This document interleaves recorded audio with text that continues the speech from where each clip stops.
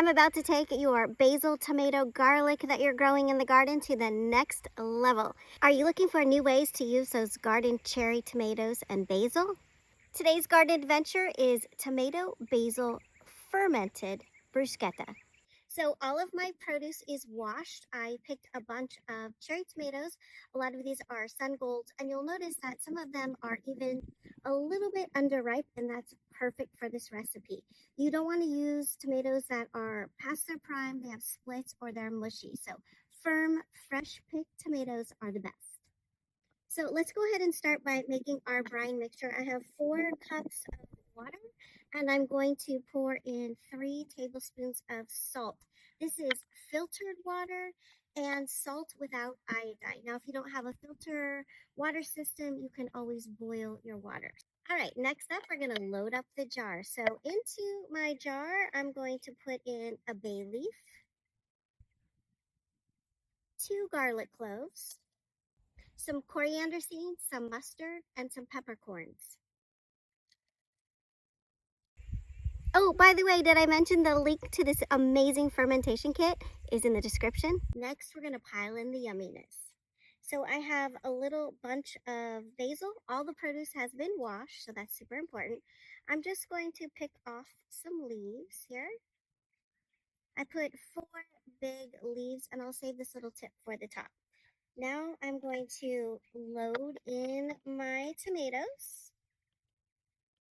Now, although you want to fit a lot in the jar, you don't want to push too hard on these tomatoes because we don't want them to burst open. So,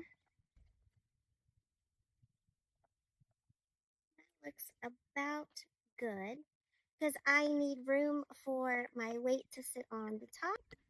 Looks like it's going to fit perfectly. I'm going to give it just a very light tap. Just tap, tap, tap. Tap, tap, tap. Just push those tomatoes a little bit down, but again, we don't want them to break open. Next up, we're just going to pour in our brine. It's quite full. Wish me luck. Awesome. Okay, we lost a little on the counter, but that's okay. We've got lots extra.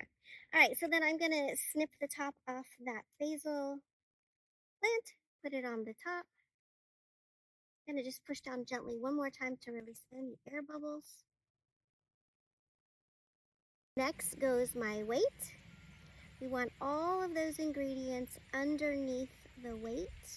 Then we're going to put on the burpable lid. I like these because you don't have to burp the ferment at all.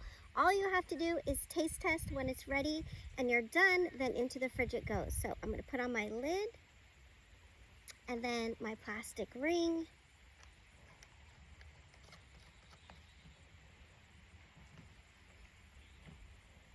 Oh, it's so pretty, you guys. Check it out. It's going to be beautiful. So 1 jar done, 1 more to go. Now into the kitchen they go in a dark corner. These should take about 5, 6, 7 days so that the tomatoes absorb the flavor of the garlic, the pepper, the mustard seeds, the coriander, and of course the basil. And then we'll be ready to smear it on top of some toasted bread and enjoy. Thanks for liking this video, follow for more, and don't forget to seed the day.